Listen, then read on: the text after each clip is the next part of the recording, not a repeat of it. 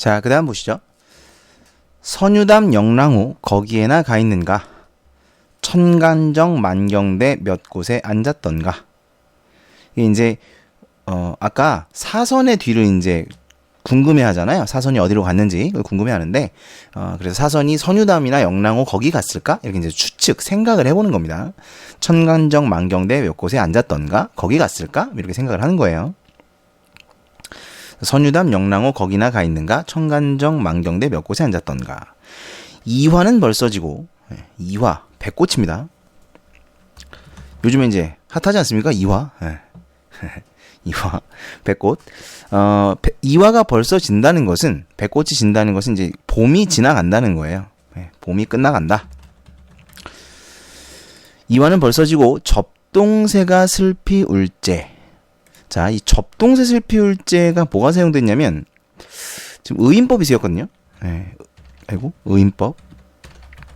근데 이걸 어떤 분들이 감정이입이 사용됐다고 이제 판단을 하시는 분들이 있는데, 감정이입은 아닙니다. 왜 아니냐? 감정이입이라는 거는 이제 대상과 화자의 정서가 동일해야 되잖아요. 근데 사실 지금 화자가 슬퍼할 이유는 없거든요. 그죠? 화자는 뭐 지금 이제 자연친화하고 있기 때문에 뭐 슬플 이유는 없습니다. 그래서 화자가 슬프지 않기 때문에 화자의 정서와 접동새의 정서가 동일하다고 볼 수는 없어요. 그래서 의인법은 맞지만 접동새가 슬피 온다 그랬으니까 의인법은 맞습니다. 그런데 감정이입은 아니다. 이렇게 생각을 해주셔야 돼요. 낙산 동쪽으로 의상대에 올라앉아. 의상대에 올라갔습니다. 역시 공간의 이동 드러나고요. 의상대에 올라앉아 일출을 보리라. 해가 뜨는 걸 보려고 밤중에 일어나니 향운이, 이 향운은 뭐냐면 상서로운 구름이에요. 어머나, 왜 영어야? 상서로운 구름. 상서로운 구름. 상서롭다는 건 이제 신비하다, 신성하다, 뭐 이런 느낌, 신령한 느낌을 주는 거죠. 상서로운 구름이 지피난동. 지피난다는 건 이제 피어오르는 듯 하고, 융룡이 떠받치는 듯하다. 그러니까 이제 해가 떠오르니까, 해가 뜨는 게 마치 용이 그 해를 이제 떠받쳐서 그 용이 그 해가 떠오르는 것 같다, 이런 의미인데, 중요한 건 이게 이제 단순히 그냥 해가 뜨는 걸 이야기하는 게 아니고요. 옛날에는 이제 태양이 뭘 의미합니까? 태양은 임금을 뜻하는 경우가 많았죠. 그러니까 여기서도 임금을 이제 이야기하는 거예요. 해가 뜨는 것이 임금이 떠오르는 것이다, 이렇게 생각을 하는 거고, 그렇다면 그 임금을 떠받치고 있는 육룡들은 뭐냐? 바로 신하들이다. 이렇게 이제 해석을 할 수가 있는 거죠. 상서로운 구름이 피어오르는 듯, 육룡이 떠받치는 듯하다. 태양이 떠오르는 것을 지금 이제 굉장히 신비하게 묘사를 하고 있습니다. 바다에서 떠날 때는, 그러니까 수면에서 이제 해가 떠오르는 거죠. 바다에서 떠날 때는 만국이, 온 세상이 이리더니는 일렁이더니, 이런 의미입니다. 바다에서 해가 이제 뜰 때 밑에가 이제 그 바닷물이니까 일렁일렁 할 거 아닙니까? 그래서 바다에서 떠날 때는 온 세상이 일렁이더니 천중에 짙더니, 천중, 공중이죠. 하늘 위에 짙더니 호발을 해리로다. 호발이라는 것은 이제 머리카락인데요. 머리카락을 셀 수 있을 것 같다. 다시 말하면 그만큼 밝다는 얘기예요. 태양이 워낙 밝아가지고, 너무 밝으니까 머리카락을 셀 수 있을 것 같다. 근데 실제로는 못 세죠. 너무 많아가지고 셀 수가 없습니다. 뭐 아무튼 그 정도로 밝다, 이런 의미라고 보시면 되겠고요. 아마도 열구름 근처에 머물시라. 이건 사실 그 이태백의 시를 인용한 부분인데요. 열구름 근처에 머물시라. 뭐 여기서만 쓰이는 건 아니고 굉장히 여기저기 많이 쓰이는 표현입니다. 열구름이라는 것은 보통 이제 구름이라는 것은 간신을 뜻하죠. 간신. 왜냐면 태양이 임금인데 그 태양을 가리는 게 구름이잖아요. 그러니까 임금의 총명을 가리는 게 간신이잖아. 그래서 구름은 보통 이제 고전시가에서는 간신으로 많이 쓰이고요. 그 다음에 여기 보시면 머물시라에서 뭐가 쓰였냐면 리을시라가 사용이 됐어요. 여러분 그 가시리, 뭐 정읍사 이런 데 보면 나오는데, 뭐뭐 리을시라면 뭐뭐 할까 두렵답니다. 그래서 아마도 태양이 지나가는 구름 근처에 머물까 두렵습니다. 뭐 뭐 이런 이야기죠. 이제 이태백의 시를 인용을 한 거고요. 시선은 어디에 가고, 시선 이건 계속 나오는데 이태백입니다. 시를 쓰는 신선이라 그래서 이제 시선이라고 불렀고요. 중국 사람들이. 이태백은 어디에 가고 해타만 남았는가. 여기서 해타는 식구를 얘기합니다. 식구. 그러니까 지금 무슨 식구냐면 이태백이 자, 이건 좀 설명을 할게요. 이태백이 시를 써놓은 거예요. 어떤 시를 썼냐면 일출에 관련된 시를 쓴 거야. 이백의 일출에 관련된 시가 있어요. 그 시를 떠올리고 있는 겁니다. 그러니까 이태백은 어디 가고 식구만 남았네. 뭐 죽었죠, 이태백은. 옛날 사람이니까. 이태백은 어디 가고 식구만 남았느냐? 일출에 관련된 시를 썼다 그랬죠. 그래서 여기 보면 천지간 장한기별, 천지간의 대단한 소식, 뭐 이야기, 뭐 이런 건데 여기서는 바로 이제 일출을 이야기하는 겁니다. 이거는 일출. 그러니까 천지간의 장한 소식, 일출을, 뭐 일출이 대단하지 않아요, 그렇죠? 보면 이제 멋있고 천지간의 장한 기별을 자세히도 써놨구나, 이런 의미입니다. 그러니까 이태백이 일출에 관련된 시를 써놨는데 내가 지금 일출을 보고 있으니 그 시가 떠오르는 거예요. 그래서 시선은 어디에 가고 이태백의 식구만 남았을까? 천지간의 장한기별 일출을 자세히도 써놨구나. 그 다음 사양. 사양이라는 건 이제 해가 지는 거예요. 석양입니다. 굉장히 빠르죠. 앞에는 지금 해가 떴는데 바로 석양으로 갔어요. 석양. 해가 지는. 현산에. 현산은 산 이름입니다. 척축을 무늬 발화. 자, 이 부분이 굉장히 필기를 애들이 이상하게 하는 부분인데, 철쭉을 잇따라 밟아. 그러니까 잇따라라는 건 이제 철쭉이 쫙 깔려 있고 그것을 계속해서 밟는 거죠. 잇따라를 제가 이걸 써주지 않고 그냥 말로 해주면 애들이 잇따라를 어마어마하게 다양하게 필기를 해놓습니다. 뭐 잇따라 이렇게 쓰는 애들도 있고, 심지어 잇따라 비읍 받침으로 쓰는 애도 있어요. 이거 도대체 이거 뭐죠? 이창의력은 뭐지? 잇따라 아닙니다. 잇따라 밟아. 시옷 받침으로 철쭉을 잇따라 밟아. 우계지륜이, 요거 중요하죠. 우계지륜이 뭐냐면 신선이 타는 수레예요. 신선이 타는 수레. 우계지륜이 경포로 내려가니 그랬는데 지금 실제로는 누가 경포로 내려갔냐면 화자가 경포로 내려갔거든. 그러니까 우계지륜은 지금 신선이 타는 수레인데 화자가 이걸 타고 있다는 얘기죠. 다시 말하면 지금 아까도 나왔었죠. 이건 뭘 얘기하는 겁니까?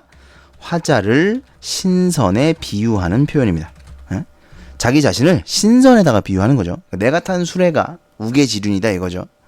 경포로 내려가니 심리빙환, 심리는 이제 꽤 길죠. 4km 정도 되는 거죠. 심리빙환을, 근데 이 빙환이 뭐냐면 뭐 얼음, 그냥 이렇게 해석을 하셔도 되고, 얼음 같은 비단, 뭐 이렇게 해석을 하셔도 됩니다. 원래의 의미는 얼음 같은 그 실로 만든 이런 비단을 이야기하는 거예요. 얼음 같은 비단.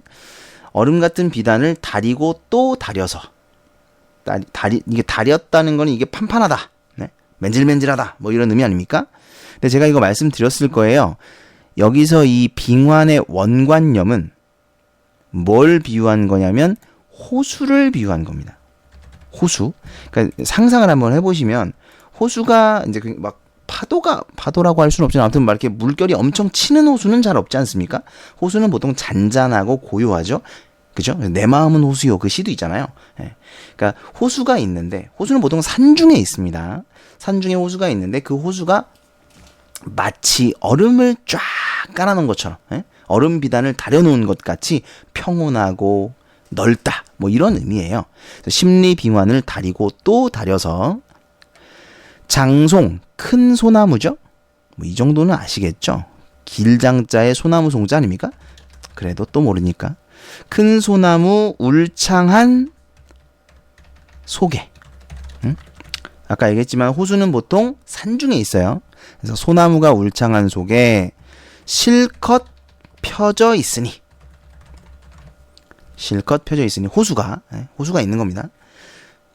실컷 펴져 있으니 물결도 자도잘샤. 여기서 뭐 자도잘샤는 이제 잔잔하다. 뭐 이런 의미입니다. 물결이 잔잔하다. 모래를 셀 수 있을 것 같다. 아까 나왔죠 이거. 셀 수 있을 것 같다. 그만큼 물결이 잔잔하다는 이야기예요.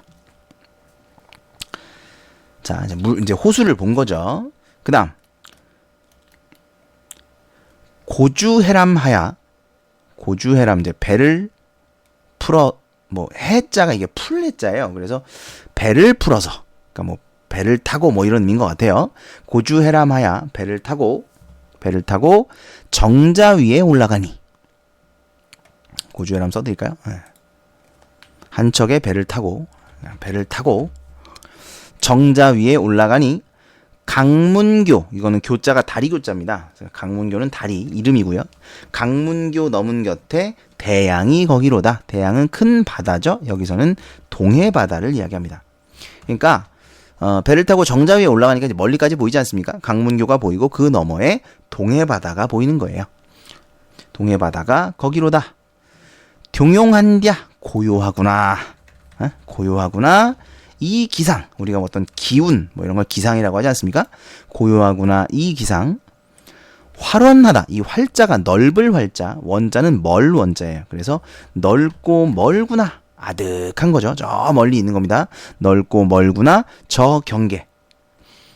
여기서 아마 이 경계는 그 수평선, 이런 걸 얘기하는 걸 겁니다. 그 이제 바다가 쫙 펼쳐져 있고 저 멀리 이제 경계가 보이는 거죠. 넓고 멀다 저 경계. 이도곤, 이게 이제 도곤이라는 단어는 사실 좀 잘 나와요. 가끔 보면 고전시가에 보면 많이 나오는데 뭐뭐 보다 이런 의미입니다. 이보다 갖춘 곳 이런 뜻인데, 갖춘 곳, 이 갖춘 곳은 사실은 아름다운 곳이에요. 그러니까 이보다 아름다운 곳이 또 어디에 있단 말인가? 너무 아름다운 거야. 그래서 이보다 갖춘 곳이 어디 있는가? 이보다 아름다운 곳이 또 어디 있는가? 이런 표현입니다. 홍장고사를 헌사타하리로다.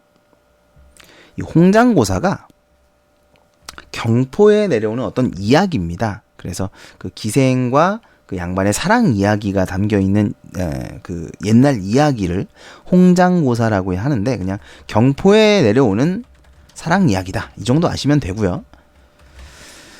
홍장고사를 헌사타 하리로다, 야단스럽다 하리로다, 뭐 이런 의미입니다. 그러니까 뭐 이게 따져보면, 그러니까 여기가 너무 아름답다는 거예요. 홍장고사처럼 야단스러운 이야기가 있기에는 이곳이 너무 아름답다, 뭐 고요하다, 이런 의미로 쓴 겁니다. 중요한 부분은 아닌데 어쨌든 홍장고사를 야단스럽다 하리로다 정도 해석해 주시면 되겠습니다.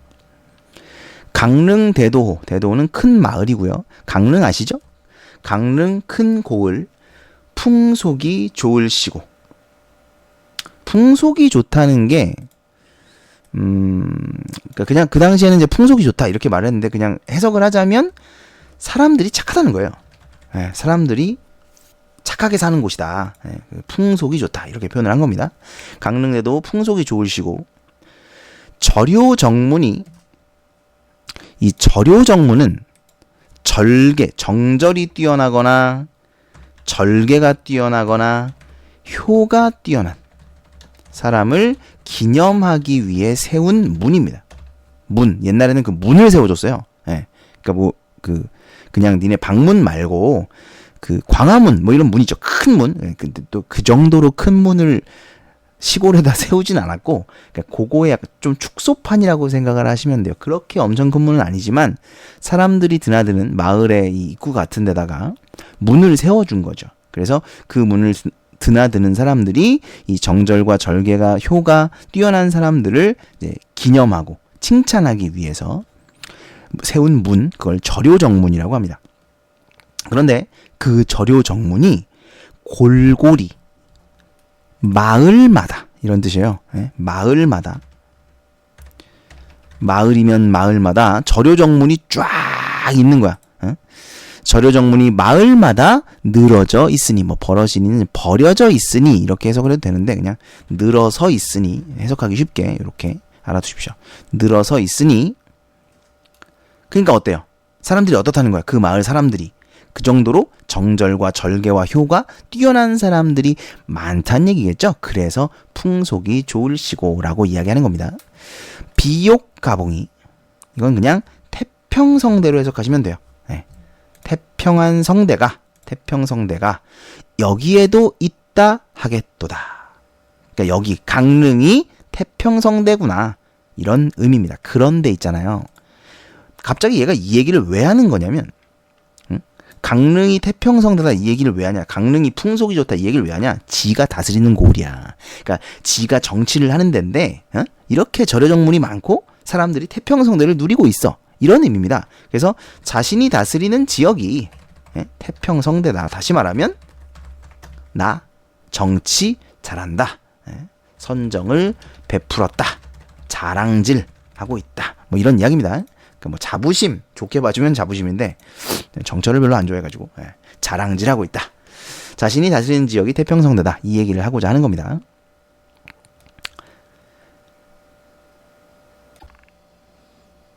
자, 그 다음 보시면 진주관 죽서루 50천 날인물이 진주관은 관문 같은 거고요. 죽서루는 누각 이름입니다. 50천은 신의 이름이겠죠. 50천 흘러내린 물이 태백산 그림자를 동해로 담아가니 이게 이제 영동 지역인 거예요. 그래서 그 물이 동해 쪽으로 흐르는 거죠. 그죠? 동해 쪽으로. 그런데 얘는 이게 마음에 안 드는 거야. 태백산 그림자가 동해 쪽으로 이제 흘러가는 겁니다. 뭐 실제로 그림자가 흘러가진 않겠죠. 비유적인 표현이라고 보시면 되고. 그다음 보시면 차라리 한강의 목멱에 닿게 하고 싶다. 차라리 한강의 목멱에 닿게 하고 싶다인데 이 목멱은 뭐냐면 남산이고요. 그러니까 한강의 남산에 닿게 하고 싶다는 거는 거기 뭐 있어요? 한강 남산 어디 있습니까? 한양에 있죠. 그렇죠? 한양에 있습니다. 이거 우리 앞에서 나왔던 소양강 날인물이 어디로로 든단 말고 이거랑 똑같은 거죠. 그러니까 소양강물이 한강으로 흘러가지 않습니까? 그래서 소양강물이 어디로 가냐? 한강으로 간다.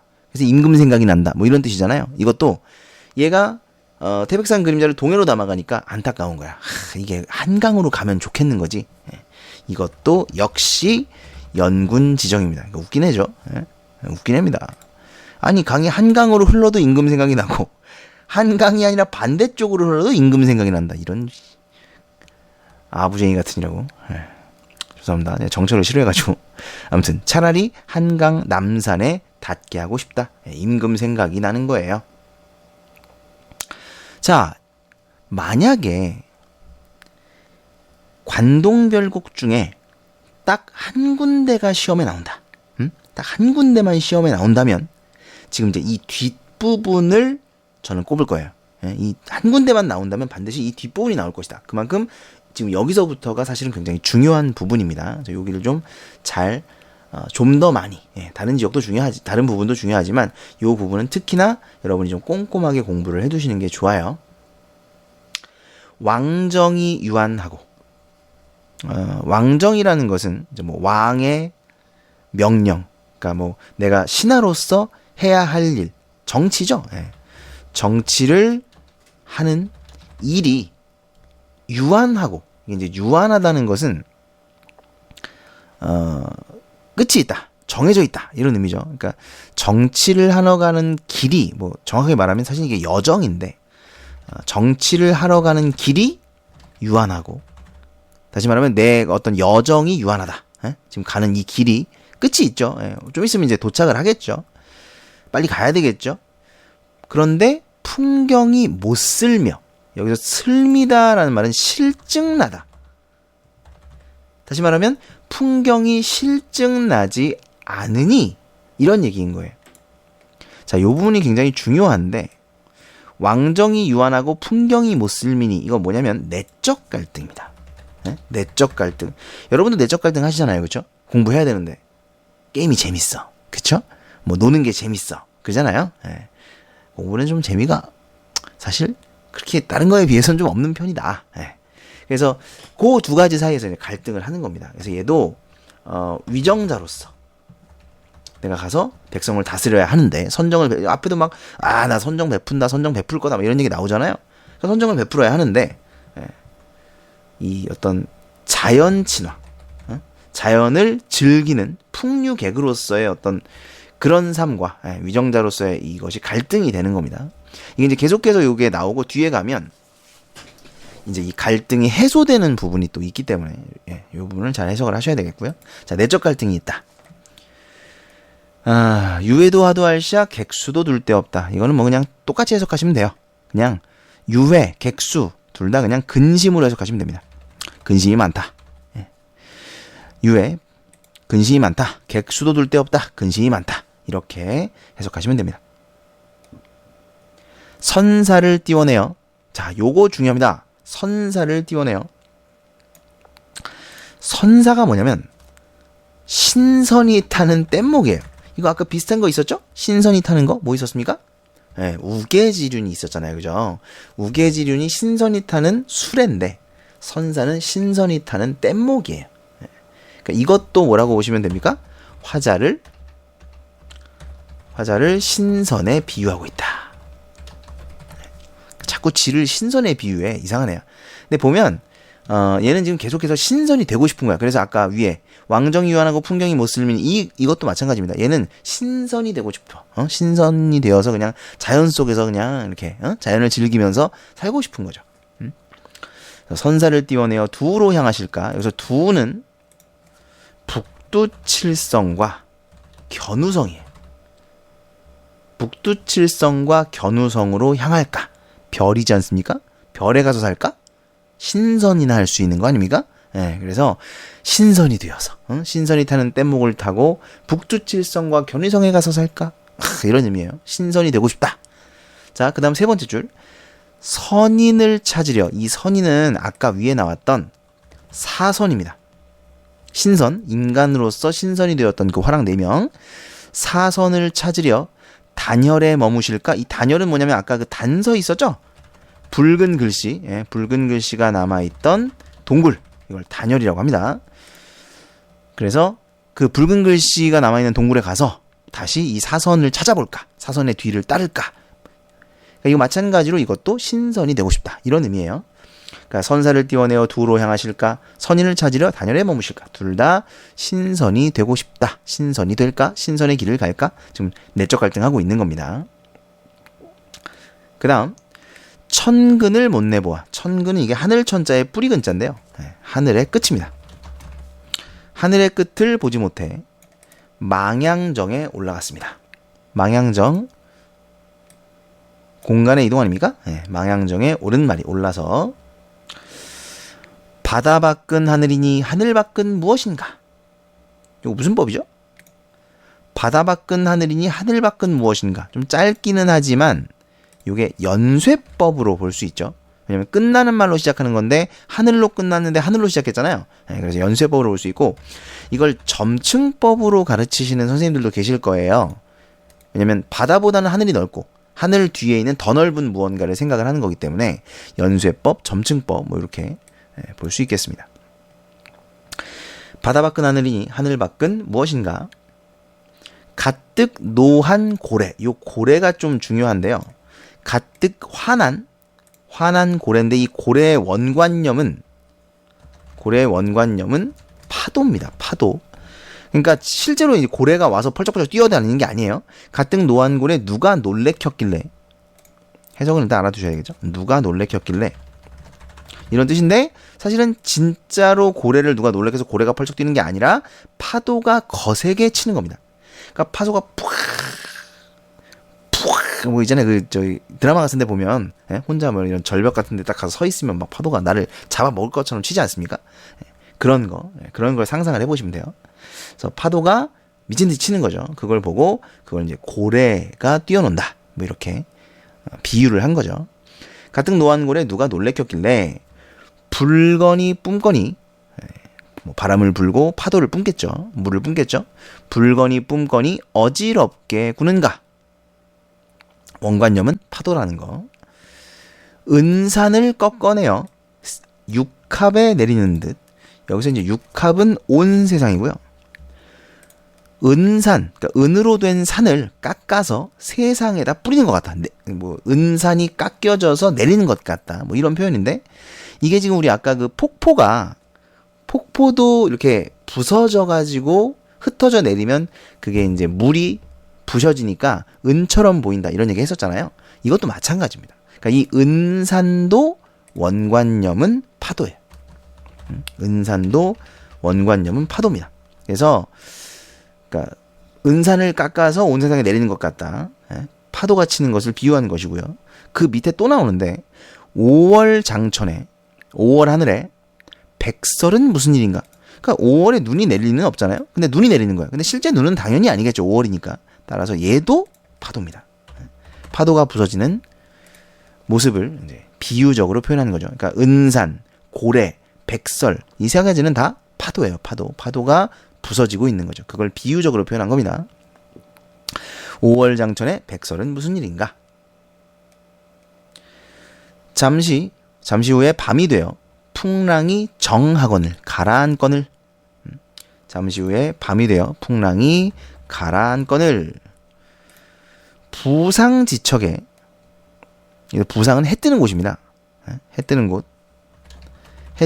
곳 근처에 명월을 기다리니. 달이죠? 밝은 달. 자, 아까 뭐 봤습니까? 일출 봤죠? 이제 뭘 볼 거야? 월출을 보겠다. 해 뜨는 거 봤으니까 달 뜨는 거 보겠다는 거예요. 해 뜨는 곳 근처에 명월을 기다리니 서광천장이. 자, 이 서광천장은 상서로운 빛인데 서광이 상서로운 빛이죠. 천장은 뭐 이제 긴 막대기 뭐 이런 뜻이에요. 그러니까 상서로운 빛이 막대기처럼 길게 늘어져 있다는 뜻이에요. 상서로운 빛이 보이는 듯 숨는구나 그랬죠. 이 상서로운 빛이 달빛이겠죠. 상서로운 빛이 보이는 듯 숨는구나. 그 다음 주렴을 고쳐 꺾고 옥계를 다시 쓸며. 이거 뭐 별로 중요한 부분은 아닌데 주렴이라는 거는 이제 옥으로 된 발이고 옥계라는 거는 이제 옥과 같은 바위인데요. 그러니까 뭐 이렇게 몸가짐을 단정하게 하고 이런 뜻으로 해석을 하시면 돼요. 그냥 몸가짐을 단정하게, 이건 던장이 아니고 단정하게 하고 이런 뜻입니다.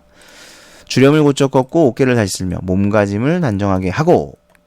계명성은 금성, 우리말로 샛별이라고도 하죠. 금성이 돋도록 고쳐 앉아 바라보니 그랬는데 이제 과학 시간에 배우셨는지 모르겠는데 샛별은 새벽에, 그러니까 늦은 새벽에 떠요. 늦은 새벽, 그러니까 오랜 시간이 지난 뒤에 뜹니다. 계명성이 돋도록 고쳐 앉아 바라보니는 그러니까 오래도록 바라보니 뭐 이런 의미가 되는 거죠. 오래도록 바라보니.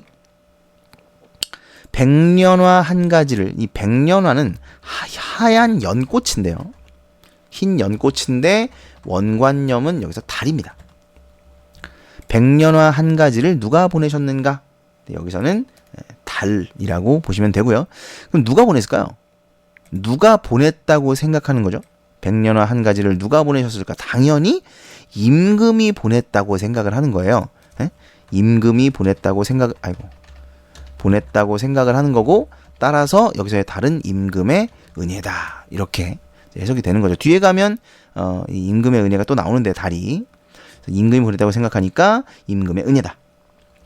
이렇게 좋은 세계 남에게 다 보이고 싶구나. 여기서 이 남에게 다 보이고 싶다는 백성이라고 해석을 하면, 남에게 보이고 싶다를 백성이라고 해석을 하면 백성들에게 이 좋은 세상을 보이고 싶다. 다시 말하면 선정의 포부가 되겠죠. 그러니까 백성들을 사랑하는 애민 정신이 드러난다. 이렇게 보시면 되겠고요. 그러니까 내가 이걸 이제 보니까 너무 좋은 거야. 그래서 백성들에게도 보여주고 싶다. 뉴화주 가득 부어. 이 뉴화주가요, 신선들이 마시는 술이에요. 신선들이 마시는 술. 그러니까 이것도 뭡니까? 화자를 신선에 비유한 표현이다. 이렇게 보시면 되겠고요. 뉴화주를 가득 부어 달에게 물어봅니다. 뭐라고 물어보냐면 영웅은 어디에 갔으며 사선은 그 누구인가? 여기서 이제 영웅은 이태백을 뭐 이태백이나 같은 사람입니다. 이태백을 표현하는 거고, 사선은 아까부터 계속 나오는 그 신라 화랑이 신선된 거, 신선을 이야기하는 거죠. 그래서 계속해서 얘는 지금 사선의 뒤를 쫓고자 하는 겁니다. 사선의 뒤를 쫓고자 합니다. 사선은 그 누구인가?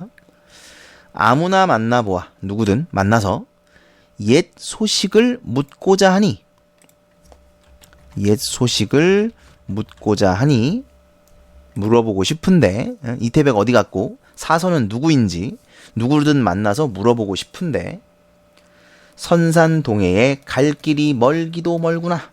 너무 멀리 있구나. 이런 얘기죠. 물어볼 수가 없구나. 그 다음 송근을 베고 누워. 송근은 소나무 뿌리입니다. 소나무 뿌리를 베고 누워 풋잠을 얼핏 드니 꿈에, 자, 이 꿈이 좀 중요하거든요. 갈등 해소의 계기입니다. 갈등 해소의 계기. 여기서 이제 갈등이 해소가 돼요. 아까 갈등 뭐였어요? 내적 갈등. 놀고 싶은 마음과 정치하러 가야 되는 그 두 가지 마음이 갈등을 하고 있었잖아요. 여기서 그 갈등이 해소가 됩니다. 꿈에 한 사람이 나에게 이르는 말이 그랬죠. 이 한 사람이 누구냐면 아까 그 사선 중에 한 명이에요. 아까 그 사선 중에 한 명. 신선입니다. 신선. 꿈에 그 신선이 나타난 거야. 꿈에 신선이 나타나서 나에게 이르는 말이 하는 말이 그대를 내가 모르랴. 여기서 이제 그러니까 이거 신선이 하는 말이니까 그대가 누구야? 정철이죠. 화자입니다. 그대를 내가 누구냐면 신선이죠. 그대를 내가 모르랴. 얘는 화자. 여기서 나는 신선입니다. 내가 너 알아. I know you. 너 안다. 죄송합니다. 그대를 내가 모르랴. 상계 천상계, 신선세계의 진선이라. 그러니까 진리를 깨달은 신선, 참된 신선. 그러니까 쉽게 말하면 급이 높은 신선이에요. 자, 봐봐요. 아까 사선은 신라의 화랑이 신선이 된 거라 그랬죠. 그러니까 인간이 신선이 된 거니까 갓 신선 아닙니까? 그러니까 뭐 G.O.D가 아니고, 그러니까 이제 막 신선된 거 아니에요? 그러니까 막 어마어마한 신선은 아니란 얘기야. 어? 이제 새끼 신선이라고, 애기 신선이에요. 그런데 너는 지금 그 애기 신선이 화자한테 하는 얘기야, 정철한테. 너는 천상계의 참된 신선이잖아. 다시 말하면 너 우리보다 훨씬 급이 높잖아. 우리를 따라올 이유가 없는데? 이런 말입니다. 그러니까 정철이 지금 계속해서 사선의 뒤를 쫓고 싶어 하잖아요. 따르고 싶어 하잖아. 근데 얘가 얘기하는 거야. 너는 우리를 좇을 필요가 없어. 너 원래 높은 애야. 이렇게 말해주는 거죠. 그러니까 정철은 이 말을 들으니까 더 이상 얘네의 뒤를 좇을 필요가 없어진 겁니다. 자, 계속 보세요. 자, 너는 원래 참된 신선인데, 천상계에 살던 참된 신선인데, 황정경, 경전 이름이 뭐 성경, 뭐 이런 것처럼 황정경이라는 경전인데, 경전 한 글자를 어찌 잘못 읽어서, 자, 경전 한 글자를 잘못 읽은 거야.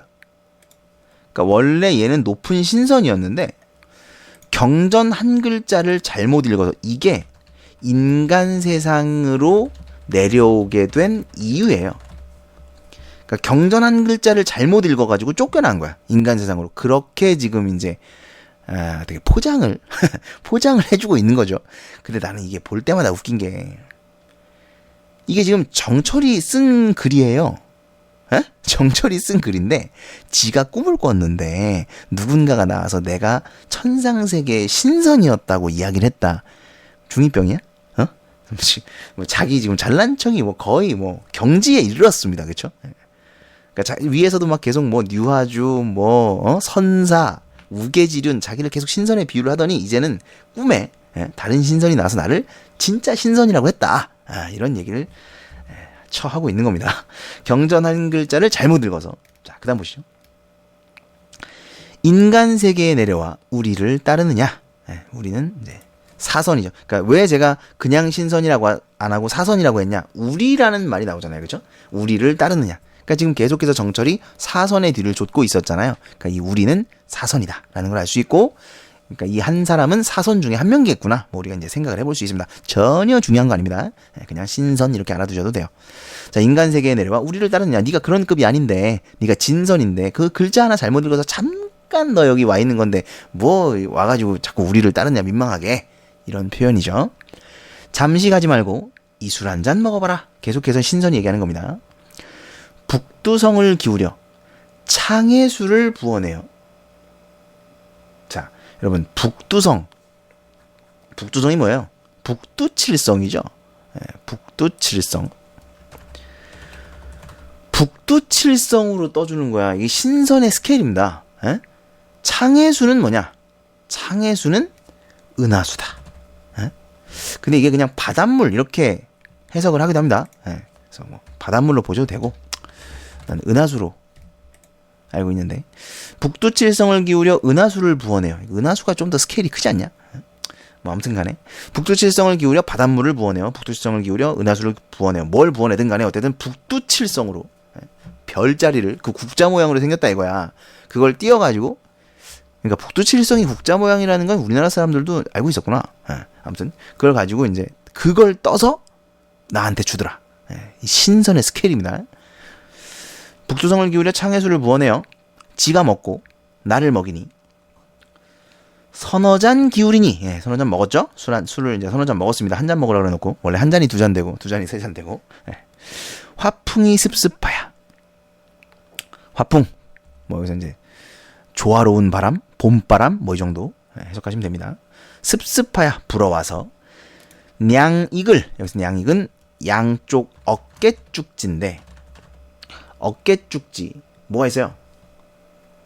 어깨쭉지 뭐 날개가 나겠죠? 어깨쭉지인데 날개가 나는 거야. 어깨쭉지를 축혀드니, 뭐 날개라는 건 나와 있지는 않습니다만, 어깨쭉지를 축혀드니 구만리 장공의 저 높은 하늘에, 저 높은 하늘에 저기면 날아갈 것 같다. 이런 얘기죠. 날아다니기까지 하시죠. 날아갈 것 같다. 아주 뭐 중2병의 극치다. 됐습니까? 날아갈 것 같다. 그 다음까지 보고, 이술 가져다가 사해에 고르나누어 억만창생을 다 취하게 만든 후에 그제야 고쳐 만나 또 한 잔 하자꾸나.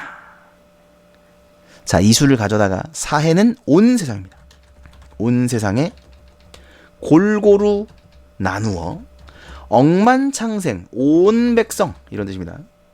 억만창생을, 온 백성을 다 취하게 만든 후에 그제야 다시 만나 또 한 잔 하자꾸나. 제가 아까 얘기했죠. 꿈에서 갈등이 해소된다. 아까 그 갈등은 뭐였냐? 신선의 뒤를 따르고 싶은 마음. 그리고 하나는 이제 백성들을 위해 선정을 베풀러 가야 된다. 이 마음, 이 두 가지의 마음에서 갈등을 하고 있었습니다. 그런데 아까도 얘기했지만 신선이 오더니 나보고 진선이래요. 너는 우리를 따를 필요가 없어. 라고 이야기했고, 거기다가 야 이거 봐라. 이 술 먹어봐. 얼마나 좋니? 이 좋은 술을 너 혼자 알고 말래? 이거 온 백성들에게 좀 나눠줘야 되지 않겠니? 그래서 온 백성을 구제한 후에, 선정을 베푼 후에, 너 어차피 진선이니까 뭐 그렇게 급하게 우리들을 따를 필요 없으니까 선정을 베풀고 나서 나중에 우리 만나서 술 한잔 하면 되지 않겠냐. 이해되세요? 그래서 이 부분이 바로 이제 갈등이 해소가 되는 부분입니다. 갈등 해소. 뭘 먼저 하자?